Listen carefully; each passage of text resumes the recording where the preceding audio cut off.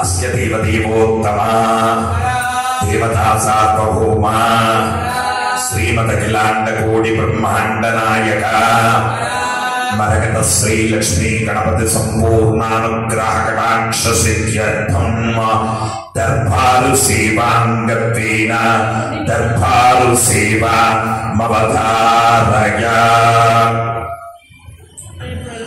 मरकत శ్రీ లక్ష్మీ గణపతి స్వామి వారి ఆలయంలో ప్రపంచంలోనే మొట్టమొదటి ద వరల్డ్ ఫస్ట్ టెంపుల్ ఎంబ్రాయిడరీతో లక్ష్మీ గణపతి స్వామి వారి ఆలయంలో ప్రతి బుధ ఆది శుక్రవారాలు దర్బారు సేవను నిర్వహిస్తూ దర్బారు సేవలో స్వామివారి అన్న ప్రసాద నిమిత్తము మరియు భూదాన నిమిత్తము ద్రవ్యం సమర్పించినటువంటి దాతల యొక్క పేర్లు స్వామివారికి తెలియజేస్తూ వారికి వేద ఆశీర్వచనం చేయడం ఆలయ సాంప్రదాయం.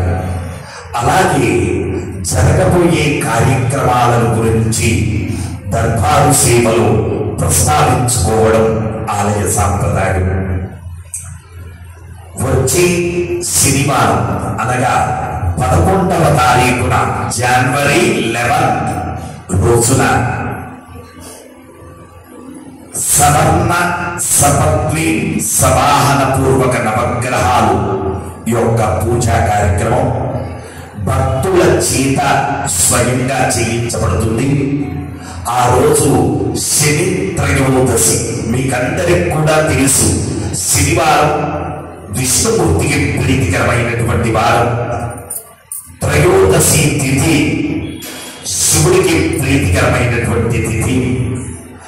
ఆ రోజున సంచిత ప్రారబ్ధ ఆగామిక కర్మల యొక్క అధిష్టాన దేవత అయినటువంటి శనీశ్వరుడి యొక్క పూజను ఆ రోజు గావించినట్లయితే ఆయన ప్రసన్నుడవుతాయట. కాబట్టి ఆ రోజున భక్తుల చేత స్వయంగా భక్తులే ఆ పూజలో పాల్గొంటారు. కాబట్టి దయచేసి భక్తులు సాంప్రదాయ దుస్తులతో మాత్రమే రావాలి.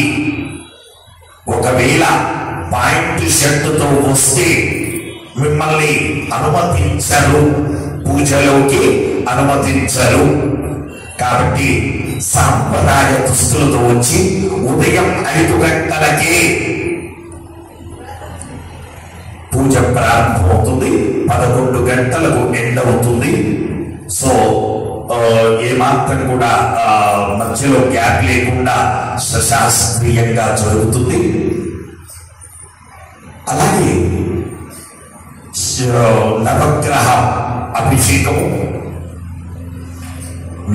శనికి తైలాభిషేకము, మిగతా అన్ని గ్రహాలకు పంచామృతాభిషేకాలు. ఆ తదనంతరం విశేషంగా పుష్పార్చనలు, ఇండివిజువల్ గా ఒక్కొక్క గ్రహానికి అష్టోత్తర శతనామార్చన పూజలు, రాజోపచార పూజలు. ఆ తదనంతరం బ్రాహ్మణోత్తముడికి భక్తుల చేత శని దాన కార్యక్రమం. ఆ తదనంతరం నవ గ్రహాల యొక్క హోమాలు, ఆయుర్దేవత యొక్క హోమాలు విశేషంగా జరిపించబడతాయి. ప్రతి శనివారం కూడా జరుగుతూ ఉంటాయి. అలాగే ఈ శనివారం మనకు శని త్రయోదశి రావడం వల్ల విశేషంగా కార్యక్రమం జరుగుతుంది. అయితే దయచేసి భక్తులకు మనవి, కేవలం ఫస్ట్ వచ్చిన భక్తులకు మాత్రమే అనుమతిస్తారు. కారణం మన ఆలయం చాలా చిన్నది, ప్లేస్ చిన్నదిగా ఉండడం చేత ఓన్లీ 50 కపుల్స్ మాత్రమే అనుమతిస్తారు. కాబట్టి ముందుగా తమ గోత్రనామాలు ఆలయంలో అవుట్ ఆఫ్ హైదరాబాద్ వాళ్ళు, out of Telangana, out of India వాళ్ళందరూ కూడా మీరు వెబ్సైట్ ద్వారా కానీ యూట్యూబ్ ద్వారా కానీ